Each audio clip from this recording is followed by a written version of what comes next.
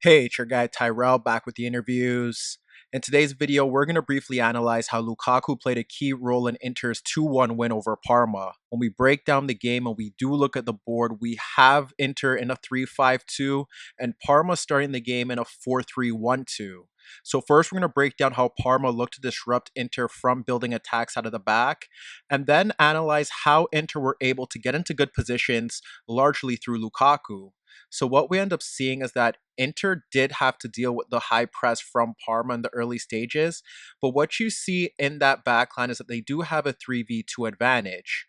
What Parma did to overcome this was having Kucka push forward to help them close down the spare Inter center back, and that would force one of the shuttlers to push forward to close down Brozovic, and then Brugman would close down the spare Inter midfielder. Out in the wider areas, Osorio and Gagliolo would step forward to close down Perisic and Hakimi, and then you'd have the center backs dealing with the movement of Alexis Sanchez and Lukaku. But if the hosts didn't want to push Kucka higher up the pitch, then you would see Parma in a 4v3 advantage in those central areas. And what would happen was that Karamo and Man would close down the two inner center backs closest to the ball.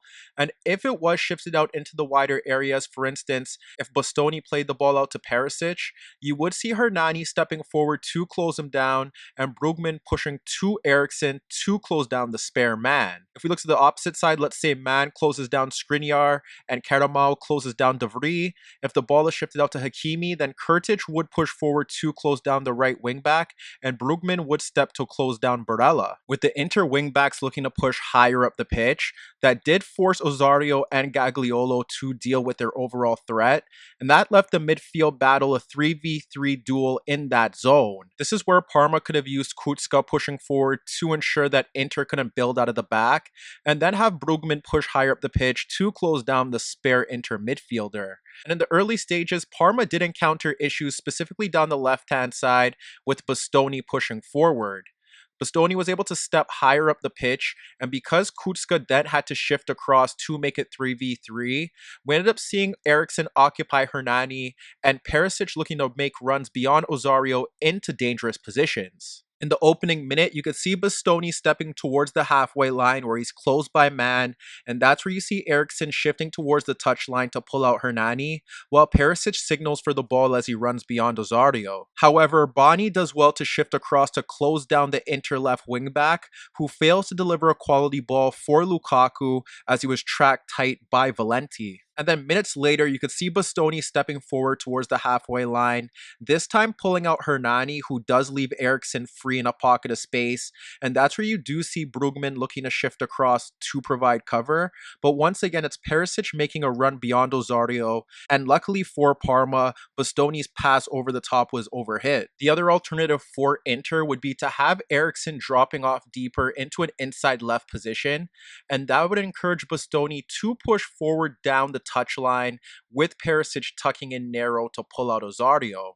That forces Hernani to drop off deeper, and it does create a 3v2 overload in that zone, as Kucka now has to shift across to provide cover. The other alternative for Parma here is to have Brugman shifting across so that Hernani can stick with Eriksen, and then Brugman can help out Osorio to ensure that Bastoni and Perisic don't overload the right back. If he doesn't do that, what we ended up seeing was that Bastoni and Perisic were able to combine, and they were able to get themselves into dangerous positions. Later on in that opening half, it's Eriksen sliding the ball to Bastoni, which pulls out Osorio towards the touchline, while Hernani attempts to track Perisic's lateral movement towards the edge of the box. Bastoni plays a quick 1-2 with Perisic, who shifted laterally towards the touchline to evade Hernani's pressure, while the Inter center back made a run off Osorio towards the byline. From this position, Bastoni has Lukaku wrestling with Valenti, and Hakimi making a run into the penalty area off Gagliolo as his available options. But Gagliolo does well to clear danger at the back post. And then even when we look to the second half, here you could see Brozovic shifting to the right of De Vrij to receive possession, and while Kucka should be stepping towards him, you have two Parma strikers near De Vrij and Skriniar, and Eriksen dragging out Hernani. That means that Bastoni is the free man, and Brozovic located that and switched the direction of the play. That allowed Bastoni to carry the ball into Parma's half until he was approached by Hernani, and that's when he splits Osorio and Bani, who was dragged out by Alexis Sanchez's movement, to play in Perisic running off the right back into the Parma penalty area. While you would expect Perisic to square the ball across the 6-yard box for Lukaku, Valenti does well here to cut off the passing lane, thus forcing the Croatian to fire a wayward effort over the net. A similar threat could be posed on the opposite flank if Skriniar pushed forward, because then you would need Kucka to shift across, with Kurtic dealing with Barella, and Hakimi pegging back Gagliolo. But Parma's biggest issue down that right-hand side was the movement of Lukaku.